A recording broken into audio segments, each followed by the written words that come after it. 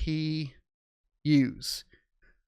We have the Radeon RX 9060 XT with high GPU clocks. Recent days have been and will continue to be filled with GeForce RTX 5060 Ti news, NVIDIA's newest graphics card for the mid-range segment. But as we have repeatedly mentioned, AMD is not going to let NVIDIA take the whole spotlight as they are preparing a very similar GPU to launch soon.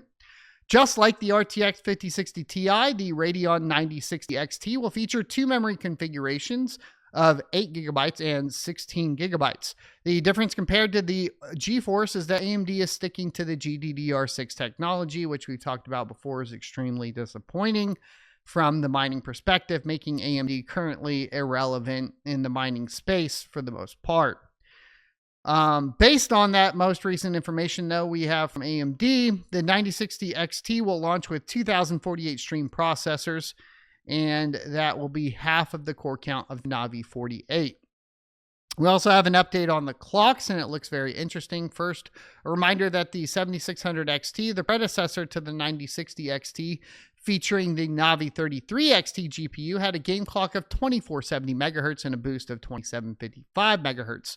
The RDNA 4 update will have much higher clocks. According to our information, the 9060 XT will ship with a 2620 MHz game clock and breaking 3 gigahertz at 3230 megahertz boost clock.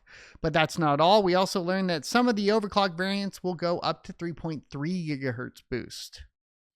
It will require at least a 500 watt power supply, and it will use a 16-pin power connector. It says waiting to see about the 16-pin. Currently, they saw some 8-pin variants, hopefully, right? So what is the TDP today? TGP is not announced yet. I would assume going to be down to like 180 watts or something along those lines. But from the mining perspective, the core intensive algorithms could be interesting, but you know, with GPU mining right now, I guess Cubic sure can benefit from the core. So maybe, but other than that, pretty meh overall. And Cubic is just not working that well on AMD as it is. So just whatever. I don't know what to tell you. That's not the only Radeon GPU. Apparently, there will be an RX 6500 ultra low-end GPU option coming. I really like this half-height GPU, though. It's pretty cool. This is going to feature 1024 stream processors, same as the 6500 XT. And it should be close to the 6400 since it offers 4 gigabytes on a 64-bit bus of GDDR6 memory.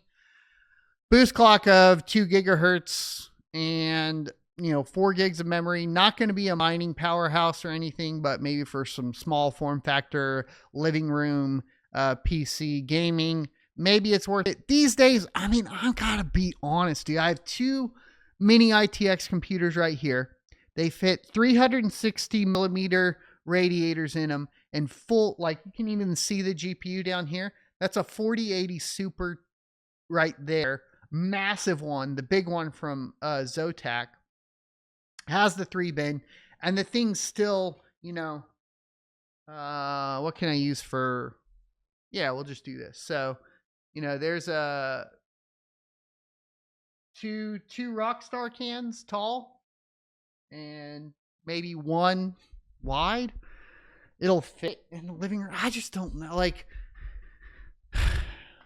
you can get even smaller ones. I have an even smaller one over. Now that had to use a 280 millimeter radiator in the height, but that still fit like a 7900 XTX in it. Really small. It's under the TV in the bedroom. That's the gaming rig I use in there. So do you really need something this small? I don't know. Welcome to String Frogman. I don't know what the use cases are for this tiny at this point anymore. And if you are going to go that tiny, Steam Deck and just dock it. Oh, well, no. And this is a 6000 series, right? So this won't support FSR4. because the biggest benefit of the 90 series is FSR4. I hope you enjoyed this clip from the Crypto Mining Show. If you would like to see more from this particular episode, take a look up here. Don't forget to also subscribe to the channel. And if you want to support me directly, you can go to sonofatech.locals.com and become a member. Thanks for watching, and I will see you next Tuesday.